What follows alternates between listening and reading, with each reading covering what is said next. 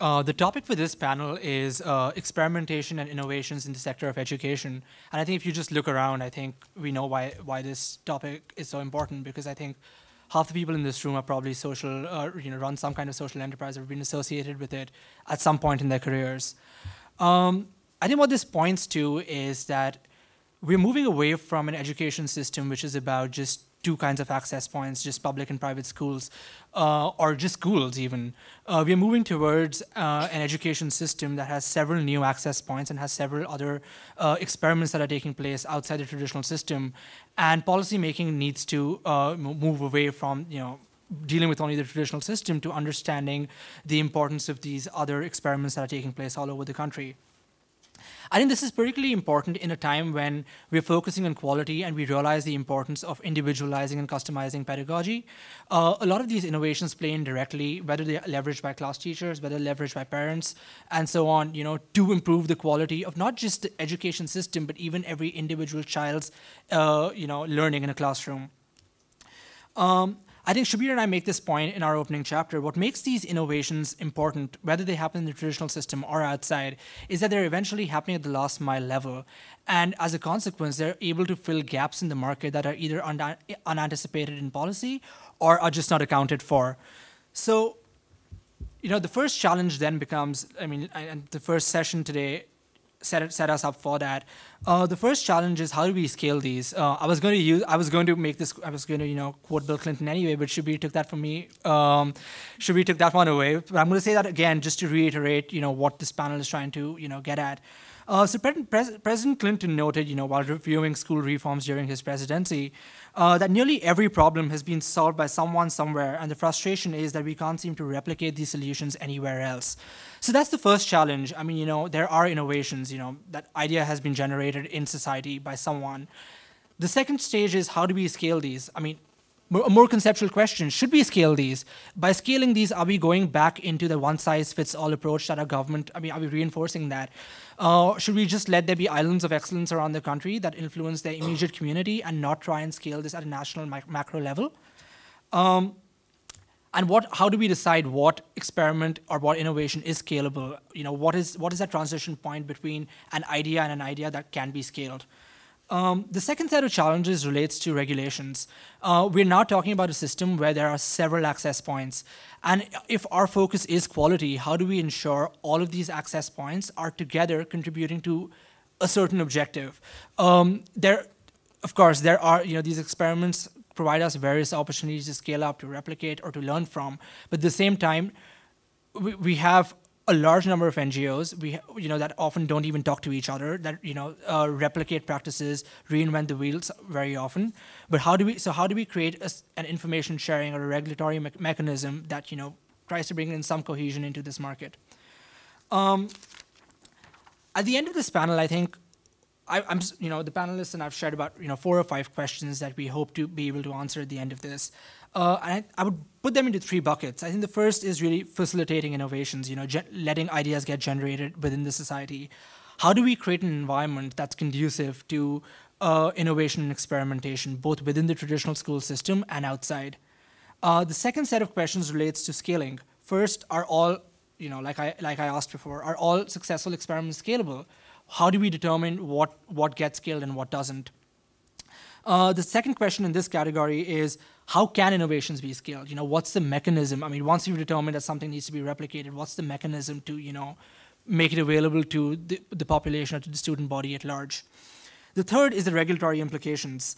There are technology-aided tools. There's adaptive learning platforms. There's supplementary education. There's remedial education. There's a whole host of points we are contending with. How do we ensure quality across these points? I'm going to start with Vinod Karate, not because I want to, put the other male on this panel, in trouble first, but now, as an aside, the past 2 years, we often talk, at least, people in my cohort in policy talk about how, there are not enough women in policy. And the past 2 panels have, proven that, there are probably more women in education than men. So good job, education sector, I guess.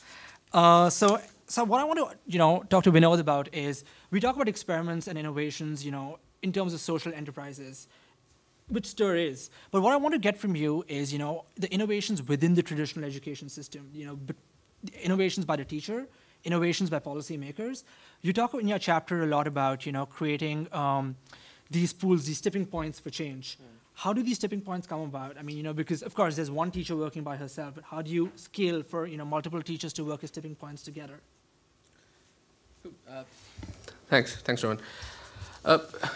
There's this one quote that we kind of found somewhere, I really don't know the origin of it, which said, teachers are not vessels to be filled, but they're like lamps which need to be ignited. At STIR, we fundamentally believe in teachers, and the model that we're trying to bring about is all around them. And to Rohan's point, we kind of, let me just take maybe 3 buckets here. One is just briefly talk about the experiment itself in terms of what we're trying to do. And I'll spend some time about how we're trying to scale this and share our learning, which could potentially can become learning discussions. In terms of experiment, at a teacher level, what we are trying to experiment is, can we build social capital first within these teachers and later human capital? Is the experiment that we're trying to do. So can we start with whatever is working, find bright spots, little micro innovations which these teachers are dabbling and working with them, creating themselves. To what Rajesh said, this principal in Selampur has created this interesting way of engaging parents, could be a starting point. But can this lead, can we use that as an energy source, create networks of teachers, build on social capital and then human capital is an experiment that we're trying to figure out. Will that lead to better outcomes? The other side of the experiment is, can solutions land better in schools and classrooms if they are connected through a demand-driven model rather than a traditional top-down? Can you create a demand-driven model where teachers demand solution and hence solutions will land better? That's an experiment that we're doing. Can teachers actually lead a massive change when you give them a new identity? And when you give them a new identity, as well as a community which is not a local community, but a global or international community. So we're trying to build a movement of teacher change makers, and we're trying to experiment, when you create that, can teachers actually act differently?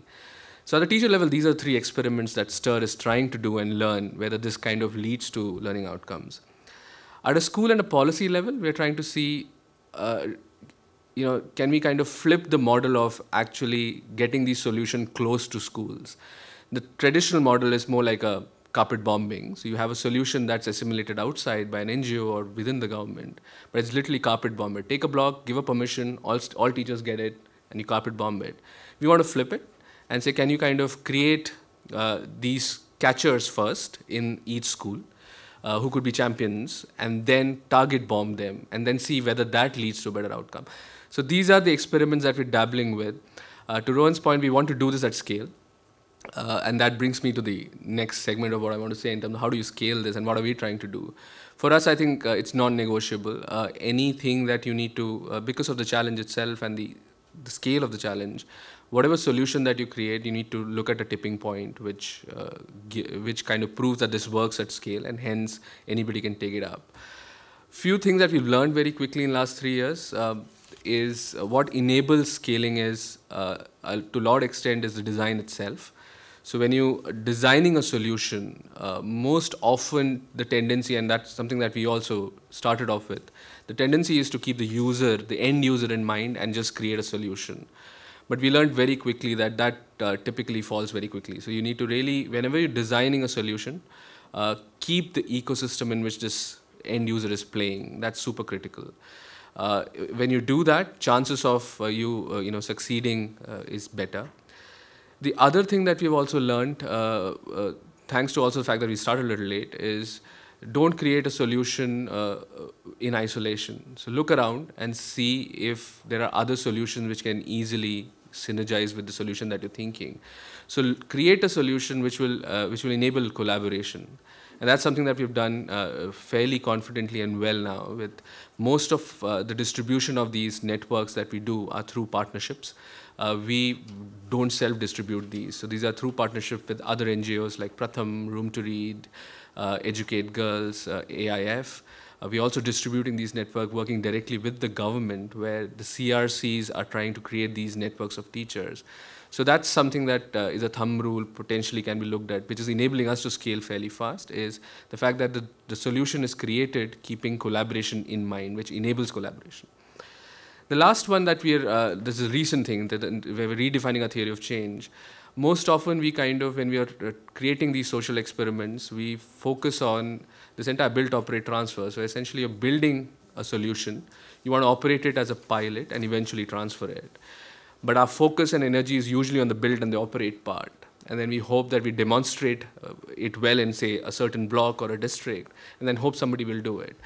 What we're learning very quickly is that even the transfer bit is something that you should bake in while you're doing it. So you build, you operate, you transfer, and then say, we've demonstrated it, now replicate. So that's again a thumb rule that we learn very quickly. So it's all the three that's important. It's just not building, operating, but also the transfer that you need to think through while you're creating these solutions. So yeah, so broadly, that's my pitch on the three aspects that we are clearly looking at to kind of scale some of these solutions. So what I do get there is, two insights. The first, I think, you talked about was, create a demand side first within the school system, because change eventually happens within the mainstream system. So, before exogenous, before an exogenous shock of, an innovation thrown at a school, create the capacity within.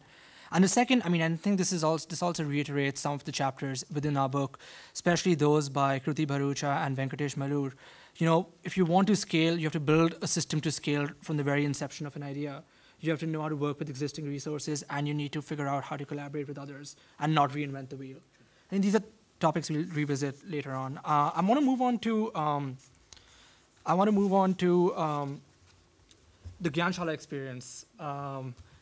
Gyanshala, if you don't know, has grown enormously over the past 15 years, from 10 classrooms in 2001 to about 1,600 classrooms in 2014-15. And their model is based on, providing high-quality education at a very small cost. Of course, Hiro will do a better job of explaining that. But what I do want to find out from you, Hiro, is in this process of scaling up, how have you kept your inherent model in place? How have you, tried not to compromise, the key factors that went into the model right in the beginning? And what role have you played? What have your collaborations with policymakers and government been like in scaling, and how important have they been in this process? Yeah, actually, all of we are aware that there are many models available in India. Like we have many boutique solutions for the private schools, as well as we have a supplementary program input for the children and the teacher training. And for the teachers also, we have a teacher training inputs, and the curriculum level inputs are already existing, and they are really working well. So Gyanshala has positioned in a manner that Gyanshala wants to create a model, and it has already evolved a model that is effective on a significant scale, and it provides the learning opportunities to the poor that is normally available to the elite schools, available in the elite school or to the elite children. And at the same time, the important criteria is it cost effective. So while combining with all these aspects, Gyanshala, what is the curse of the model? Gyanshala believes that children have their own inherent capacity to learn. And we are harnessing this individual capacity of children by providing ample quality of high quality learning material on the one end. At the second end, we have a 4 tiers academic support and design team. Like the role of the academic, now, and this academic support and design team is replacing a role of we quote unquote good teachers or good practices in the classroom. So like the role of typically I would say the curriculum designing, learning sequencing, and learning sequencing can be transferred into a learning task. That role can be done by the academic support design team. They are basically, we call the subject specialist. And with the support of subject specialist, like we have a teachers who are working in the classroom who really have a relatively moderate capacity or moderate skill, and the kind of role that we have given to them, that is the only, they have to deliver the what is designed by the curriculum and support team. Along with this integration, I would say we have another component is there is an in-between tier between the academic support team and the teachers who are really performing in the classroom. They are the front face for the community and for children. So that this tier is called the senior teacher or the senior supervisors. The role of the senior teacher or senior supervisor is to support teacher in the classroom level activity to the children. At the same time, they are a link between academic support and design team. So with the help of this integration, along with ample quantity of teaching and learning material, other than that, we invest a lot in continuous teacher training. Like in Gyanshala, teachers have a monthly teacher training where teachers comes and prepare for the next month preparation. They provide the feedback on the previous month, and accordingly the material get revised over a period of time. So changing mechanism is already established as a part of the institutional mechanism. Other than that, teachers when teachers recruited in the Gyanshala, they got around 10 or 12 days training, which really allows teachers to understand what is the nature of the subject and how she feel comfortable to dealing that subject into the classroom, and what is the nature of the philosophy of that particular subject and how children learn that subject. So with the integration of this teacher training and the learning material, and that we prepare a daily schedule for teachers that is called the teacher guide, and this teacher guide has been designed by the academic support and curriculum team. So along with all this kind of integration, we believe that, and we have already demonstrated also, that moderate quality teachers are able to help children to attain a high learning outcome. And this is, I would say, so the role of the teacher, that is really the innovation on Gyanshala part. Because like our ultimate focus is to provide a quality on a mass scale, and it is in a cost-effective manner. So these solutions currently works with around 40,000 kids for our elementary program who are enrolled with us in 4 different states in 9 different cities. We have another 2,000 kids who are in the middle school program, and we have another 500 middle school and high school program, and we have another 500 girls who is enrolled under the adolescent girls program. So this model can work with this kind of scale with the effectiveness. Like Gyanshala always believes that what is the effectiveness of the program and how do we measure the learning outcome. So Gyanshala always rely on the independent assessment, and we have already established a track record of independent assessment through various agencies. Like in 2003 and 4, Poverty Action Lab MIT, they have studied Gyanshala kids comparison with the Baroda Municipal Corporation kids, and the results were outstanding. Gyanshala kids perform around 100 to 150% more compared to Baroda Municipal Corporation kids. At the same time, our kids were 1 year younger to the corporation kids. Another record, I would say, like we associate with the education initiative, and education initiative is constantly, since 2008, they are engaging with us in evaluating the learning outcomes by our kids. And from 2008 to 2011, we get the similar result, while Gyanshala kids were compared with the Ahmedabad Municipal School Corporation kids, where we have an intervention program with the Ahmedabad Municipal Corporation schools, and Gyanshala kids were significantly ahead in terms of learning outcomes compared to corporation school, where we have an intervention. At the same time, where we don't have an intervention, so with the intervention group is also working significantly ahead compared to the non-intervention or control groups. And at the same time, we did a comprehensive evaluation of our program by Center for British Teacher. And Center for British Teacher has also given the similar ranking to us, that they have given almost the similar ranking that they have given to 35% UK public school and almost 50% schools in international schools in Dubai. So Gyanshala has been, we have a constantly a very good track record in terms of our independent assessment. At the same time, our program also was reviewed by and studied by many independent researchers also. Like Columbia Management Review has reported Gyanshala as one of the excellent model who is serving at the bottom of the pyramid. Similar kind of study was done by Monitor group and Business Today group has considered Gyanshala as one of the example who serves the bottom of the pyramid. And recently in 2013, one extension of the McKinsey team members who is studying the worldwide excellence schools practices in India, in worldwide excellence school practices, and he has highlighted Gyanshala has one of Gyanshala in India and Bangladesh, BRAC in Bangladesh, as one of the cost-effective solution who can meet the UN 2020 education goal for the India. So this kind of, we always believe that this kind of, with the, having this kind of track record, I think you might be wonder that how we are cutting the, how we are cutting the cost. To cutting the cost is just Gyanshala is rely on the people who are easily available in the market. So our teachers normally, we get them from the areas where we work. Gyanshala is not a single school building school, but it is a decentralized different schools located in different slums area. So like we got the teacher who is contextualized. So somebody has mentioned earlier that how you get teacher engagement, and teacher has some labeling. So here Gyanshala is trying to marginalize those kind of issues because teacher is from the similar communities and the children are from the similar communities. So rather than children are going to the school, Gyanshala is going where the children are living.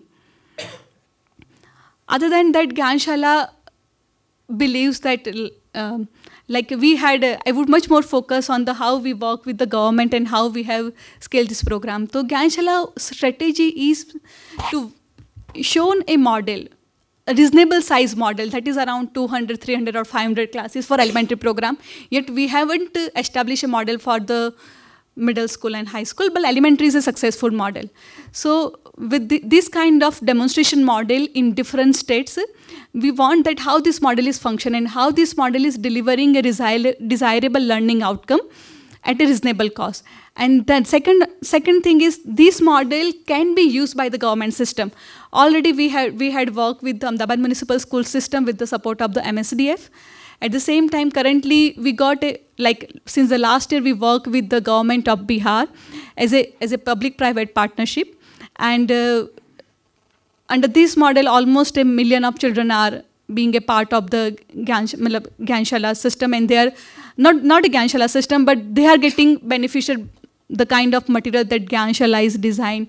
And government of Bihar has adopted Gyanshala material and Gyanshala pedagogy and the teacher training. So wherever we are working with the government, we cannot change the government system, but within the system, what is possible? So important thing is how the pedagogy or a day schedule can be transferred and what would be the appropriate learning system for a society or for a school. Okay. So this kind of two things is really important for us while we are working with the government. Great. So I'm going to ask you more questions in a while, but I think what we get out of the Gyanshala model is, I mean, the key things that stuck with me were, of course, the first was at the outset a focus on learning outcomes. I mean, and the second was teacher training and an understanding of the last mile being the most important in imparting, high quality education.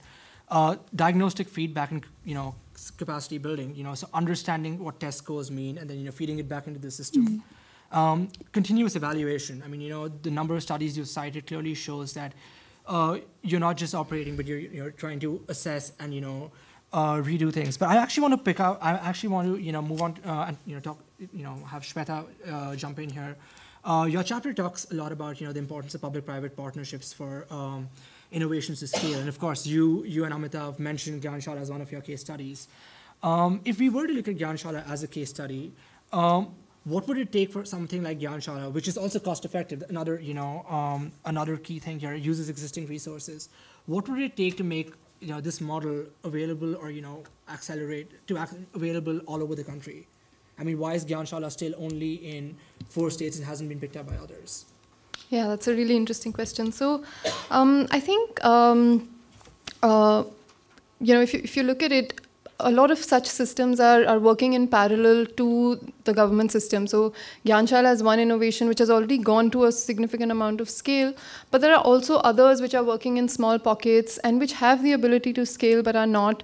And primarily because they're working as systems that are parallel to the government. So it's an important question to see how can these two systems work together, and instead of always having this debate of private versus public and which one is better, how can we sort of leverage the strengths of both systems? And I think obviously NGOs and private sector organizations bring a certain amount of nimbleness, a certain amount of efficiency, the ability to innovate and try out new things, because the risks are smaller, whereas the government obviously brings, the opportunity for huge scale, much deeper pockets, and the opportunity obviously to reach the last mile. And so how can we sort of build models that bring these two together? And that's what we were looking at in our chapter as well. And I think in terms of in terms of policy, I think a few things are important to enable something like that. One is something that people have talked about already, but really shifting the focus from inputs to outcomes is the first way that you can really, enable innovation, not just enabling the private sector innovation to come in, but also enabling innovation within the government school system itself. And that obviously has to be coupled with, the decentralization of responsibility and autonomy, the starfish model that we talked about in the previous session, and obviously accountability as well. So you have to create that environment to allow for innovation to happen, and that will only happen if you sort of align incentive structures accordingly and shift people's focus to what you're trying to drive. I think the other important thing is to look at how labs and successful innovations can then translate across the rest of the system. And I think to do that, the first step is to know which are the successful innovations. And given that we don't have a common system of really assessing students or schools, oftentimes, it's a lot of sort of subjective judgment. Of course, in the case of examples like Gyanshala, there's a lot of external evaluation, but it's still very difficult to, compare the impact of one program versus another program, because these are not comparable evaluations. So I think to have a common system of school and student assessment is the first step in really identifying, what are the successful models out there that are sort of worthy of translating to the rest of the system. And I think then creating systems through which these can be replicated. So whether it is through people like Gyanshala coming in and running government schools, taking the sort of codifying some of the knowledge that has been gained through the Gyanshala system and then translating it through the rest of the system. I think creating those models for replication through the sort of large-scale systems is the next sort of step. And then obviously you have to, like you said, continuously keep evaluating that to see if the solution is continuing to work. And I think when we do that, what's very important is to remember that balance between, what are the core elements of that solution which are required to make it work, but not sort of straitjacketing, not specifying it so much that it fails to work in diverse contexts. So yeah, I think those are some of the steps. And I think that fits in actually really well into what Vinod said as well about building the teacher side, to create a demand for innovations in the first place, and making everyone in the system work towards a common outcome orientation, because that's when those two systems collaborate, when they have a common goal with why they either take or build innovations in the education sector. And I think even the assessment system, to have a common way of assessing, all of these models, so there's actually a sharing of information. And I think that fits in very well into the regulatory theme as well. If there are so many innovations, who knows what they're achieving? And I think that, so I think the logical question to ask is, who builds that? Who builds that assessment system? Is that something that the government needs to be doing right now? Are we expecting, again, another innovation to build an assessment system? And then, how do we scale that innovation to build an assessment system? I'm going to turn to Pooja Bhatt, who has extensive, management experience, and that's evident in her chapter where she talks about, how the entire, how management systems need to change for, a transformation across the education system, because what we need is not a top-down policy, but we need top-down and bottom-up to work, together in consolidation. So, Pooja, I mean, based on the conversation so far, how do we continue to build an environment where teachers and innovators, teachers and I would say edupreneurs or education entrepreneurs continue to, have the resources to innovate, both financial and otherwise, and then how do we respond to these innovations, either through regulation or in terms of scaling? Thanks, Rohan. So I'm actually going to build on what you were just saying in terms of what does a good assessment system look like? And that to me is then the question is, what is the definition of quality? Because we've talked a lot about quality in the first session, but we didn't define what is that standard of quality. And I think if I can, take the liberty to guess, I would say all of us have a slightly different sense of quality. And if I build on Kate's question, we're not even starting to talk about quality in terms of really what is the purpose of education? Is it to get a job, which was definitely the case during the Industrial Revolution, and that's why the education system started and everybody had to go through, and then now we have jobs. But what do those 21st century skills look like, and what are the skills that need to be built for that? So my wish, actually, is that we in India leapfrog forward. What we're doing great, as we all talked about, is we provided access, and then now we're talking about standardizing around learning outcomes, but we really only talk about literacy and numeracy, and we don't even necessarily get into really complicated in terms of across the levels, upper, like primary to upper primary to secondary, what are the knowledge areas that are also required. But we definitely, have evidence that says the soft skills are built when children are young. And those are the skills that are then required to be successful in any knowledge economy job. And there's evidence that's out there. So I think the first, for us to really get serious about, okay, what do we want to scale? My first question is, what does quality look like? And can we have a unified, aligned definition of that quality, which is actually not what we got, to be perfectly honest, but what we want our children to have, or the children today exiting school to have, so that they're prepared to take on any job and really attack a problem. So even if you don't look at the full list of 21st century skills, you can talk about the 4 C's, which is communication, critical thinking, collaboration, and creativity. So, there's very basic things. And if you start with that vision, I think then really, it helps you sort of define what are the innovations that should be scaled. Because then you have a assessment criteria on what is actually working to help get there. And what people really do talk about is, okay, teachers need to be facilitators, but it's not really that teachers need to be facilitators. Teachers need to be able to let each child learn in the way that they learn. Some children are more visual learners, some are more auditory learners, some like to play with things, some like to read books. So creating that environment, especially in the primary level, and then there's also then a balance between content that has to be learned to be able to grow, but also we haven't figured out how to effectively identify what is a child really interested in and then help them steer into that. So that's really complicated. We won't get into that. But the point really being that at least at the primary level and throughout school, it should be more about what are you learning and are you able to explain and understand what you're learning enough in the way that you're learning it. So are you able to critically question it? Are you able to have a conversation about it and debate about it and understand that different people have different views and come to, maybe not even come to a common point, but at least appreciate that? That's really not how the school system is structured today.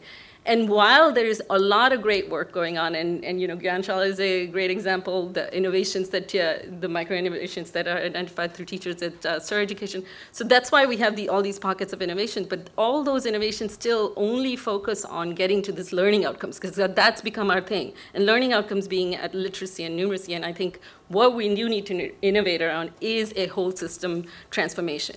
And for that, the proposition is that your most direct point of contact with a child is the teacher.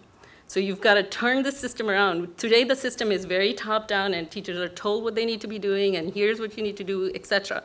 And they're not empowered to run a classroom as they feel. They're not empowered to experiment in the classroom, because if they do something that's wrong, then tomorrow somebody's going to come and complain saying that this teacher doesn't know what he or she is doing. You will have to, in order for effectively supporting a teacher to experiment in a classroom or innovate within a classroom, you have to allow for failure. That's what innovation requires. So you have to create a system that's very supportive for the teacher and support the teacher, which means then the school leader is supportive of the teacher. So it's not that the school leader goes away or is less important, but it's that you shift the whole system to say, what does the teacher need to be successful in a classroom?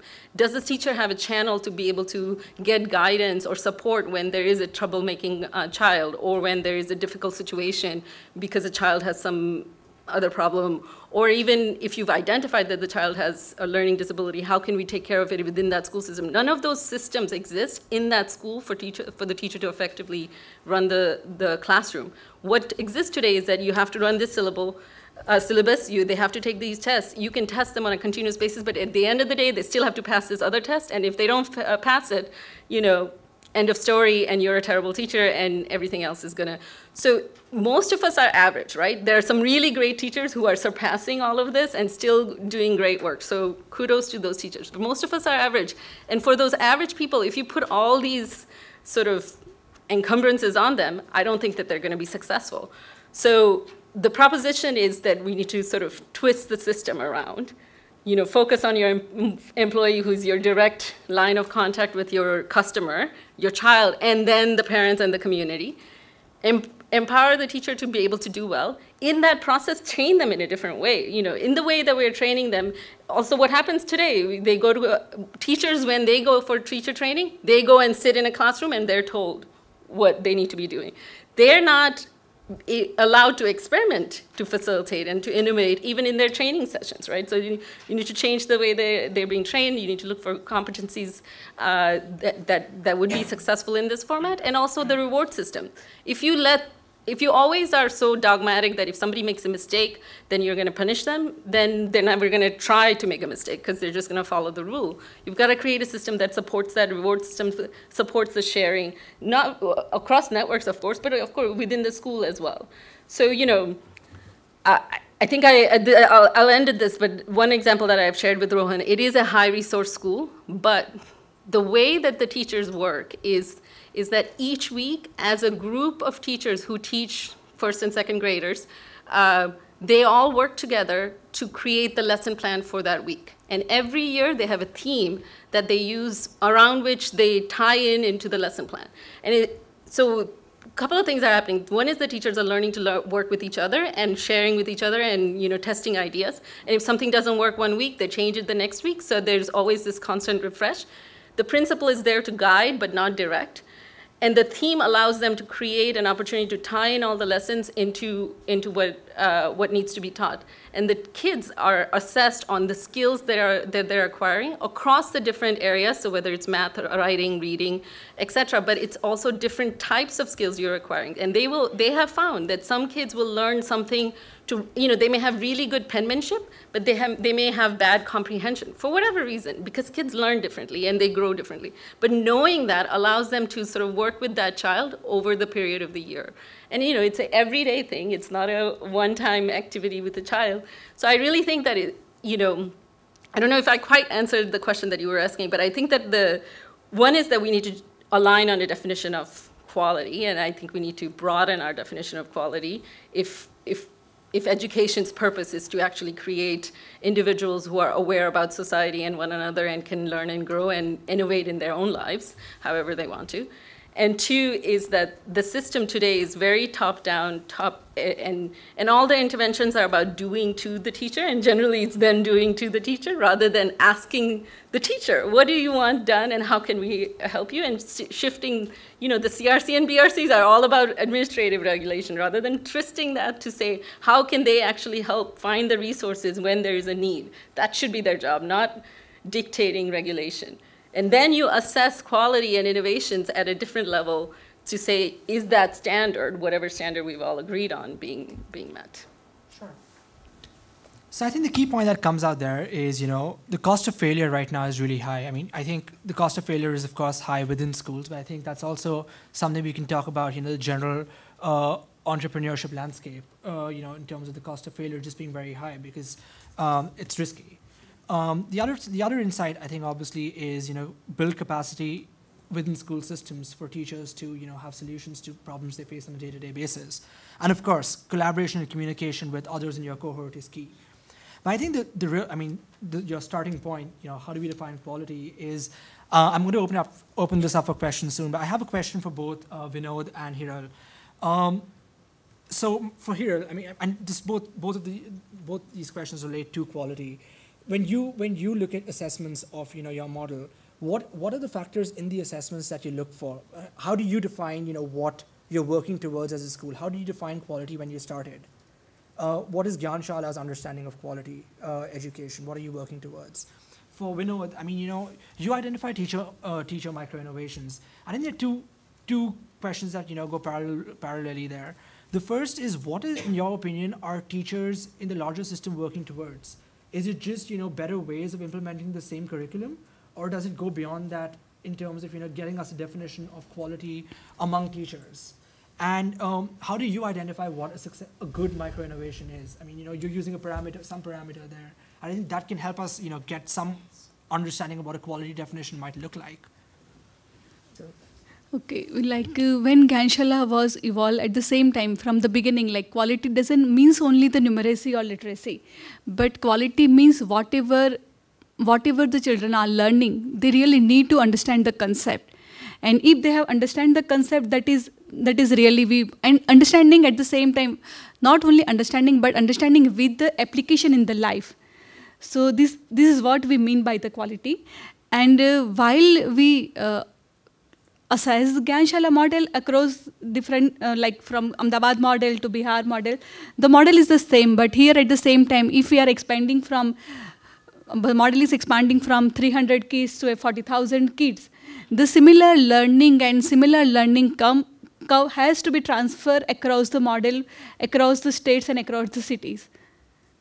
So I would say when asset is evaluating Gyanshala kids under the asset, that brand name, and the Gyanshala Ahmedabad model was the beginning model where Gyanshala is evolved that model, and almost the Ahmedabad kids are performing equally well, and the Bihar kids, Bihar is comparative backward state compared to the Ahmedabad or Gujarat, but at the same time, Bihar kids are really equally performing well, and they are almost equivalent to what the CBSE kids are performing in asset testing, average testing. So here, Gyanshala have their own internal quality, meaning at the same time, what the quality has to be considered by the society. How my children will get admission after grade 10th. As we are working with the marginalized kids, so is Gyanshala kids is able to get admission into medicine or science or some affluent branches that really allows them to grow over a period of time and really change the whole economic of that particular marginalized group. I think that, actually, to answer a question on, quality, are we in a place to actually move towards a broader definition of quality when everyone throughout school is preparing towards a school leaving examination that determines where you're going to be after that? Can we reform the primary system without taking into account, the kind of expectations the secondary school system or even the higher education system in India, the kind of expectations that sets? Is it futile to even be talking about the primary system in isolation? Just a question to flag, but no, spot on, Rohan. I think we need to also keep an account in terms of where these kids are going. Universally, it's the numbers, right? It's the test. They're all eventually preparing for an IIT or whatever that test is. It's all that magic number which gets you into it. So at STIR, we really don't want to bother around or dabble around how to even measure what learning outcome is, because we'll take whatever is universally acceptable right now, which is maybe ASAR or whatever. But essentially what we want to kind of change is the entire perception of teachers. So when you ask us the question, how teachers actually perceiving quality themselves, honestly, they're not even thinking, because they don't look themselves as problem solvers. At this point of time, we're working with around 10,000 teachers across India and Uganda who are part of these networks that we're running across India and Uganda. Most of them don't think themselves as people who can solve problems. So for us at STIR, the way we have developed this journey for them, which is like a 3-step journey, starts with micro innovations, where we say, okay, start with whatever you're doing. Is there any solution that you've developed yourself? But essentially what we want to see is, and that's a challenge right now that essentially this system is facing. We're obviously moving away from an access hangover to a quality concern. And we need to figure out how do we accelerate that shift. The system is still very, very access focused.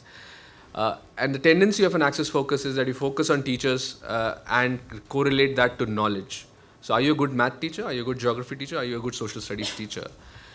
We want to say, can we, that alone will not solve the problem, because quality is just not whether quality of math teaching is affected, but practice itself. So can we get our teachers to be more balanced around knowledge versus practice? It is imperative that teacher, even if I'm a good math teacher today, I need to figure out whether my kids are attending school regularly, because if they don't, however good I am, it's not going to lead to outcomes. If I'm a good math teacher, that's not good enough. I need to engage with my parents, to the earlier discussion, because I know most of my kids will not have any support at home. I need to figure out how do I differentiate my class, because I know even if I'm teaching a 6th standard class with math, I may be excellent in introducing trigonometry, but 50% of my kids can't do basic math. So I need to figure out how do I engage with them differently and find that time. It's practice. So we are trying to, the moot point that I'm trying to make is not focusing on knowledge of teacher alone will not take us to, or will not help us accelerate towards quality, a system which is focused on quality. We need to have that fine balance. In my opinion, in the short term, I think it has to tilt. I think we need to focus more on practice and then knowledge, and eventually get the balance back. Because right now, if you look at teacher training, even the early teacher training, it's all focused on how to be a good math teacher, rather than being a teacher who could actually own up and solve problems at school. So that's where we are at this point of time. And to your question on the micro innovation, most of these micro innovations are practices. So as Rajesh Malhotra said, there is this principal who's part of the STIR cohort who have devised a simple way to kind of engage parents. For example, there's this teacher who finds that parents don't turn up for these meetings. She said, okay, the only way they understand importance of these meetings is through marks. She said, I'll start giving marks to kids. So if you attend 5 meetings in a year, I'll give 10 marks for free for your kid. Kids started getting them to school. Simple practice. It's a practice. She need not be a great science teacher. It's a simple practice. So we spot these practices as a starting ground, because that's a good sign that teachers are at least thinking, and then build on it towards how do they get connected to larger solutions. So start simple, and then get to complex, and that's where we kind of collaborate with people like Muktangan, TESS India, to kind of see how their solution can be connected to these teachers eventually. So yeah, longish answer, but yeah. Sure. So I think allow them to think, just like Pooja said, allow them to innovate. I mean, questions? Rohan, before you open the open the panel up for questions, there's something I want to say which is slightly contradictory to what Pooja said, and I'm sure will be slightly controversial as well. But since we're talking about how much freedom we give teachers, or whether we give them stuff versus let them sort of invent it themselves, I think what I find really useful is this study that McKinsey had done, and they studied school systems across the world, and they identified some of the systems that had shown the maximum improvement, and they looked at what was common among those systems. And what I found really interesting was that when they tried to put all those systems together and look for commonalities, there really weren't any. But where they actually found commonalities were when they sort of split these systems into where they were on the improvement journey. So if you look at systems that are going from poor to fair, which is where India would be right now, there was a different set of solutions that seemed to work, whereas with systems that were already very good and they were going to great, there was a very different set of practices that seemed to work and solutions that seemed to work. And a lot of giving a lot of sort of professional development, autonomy to teachers, giving them the onus of really innovating the solution was what was successful at the much higher end of this spectrum. That's where I think Gyanshala's innovation lies. that being able to equip that very ordinary teacher to deliver extraordinary results. And I think we need to really figure out what's the best way of doing that for our situation. I think I would reconcile those points with, I think Pooja made an important underlying assumption or, a condition that was, you have to build capacity within school systems, that allow teachers to fail and innovate. I think, of course, I think, putting these two together, you can't give too much autonomy to a teacher in a system where there isn't capacity for, to address their failures, or where there isn't capacity to support them when they don't know what to do. So I think those need to work, I think, which is why, the McKinsey report you talk about, I think it was how the best schools remain, how the best school systems get better and remain there. Or I think that's something like that, yeah. And I remember, I gave a Madhya Pradesh example where, it talked about how everything was scripted and you could move from school A to school B at a particular time in the session and you wouldn't notice any difference because the teachers were essentially running with a script and they all had to teach the same thing at the same time, in each of these schools. So we're really comparing two systems. I mean, how are we empowering the last mile? Are we letting them do what they want, or are we creating the capacity, the right kind of capacity for them to function well? So that's how I would reconcile those 2 points. But I'm going to try and try and take a stab at summarizing some of the the key thoughts that emerged from this panel.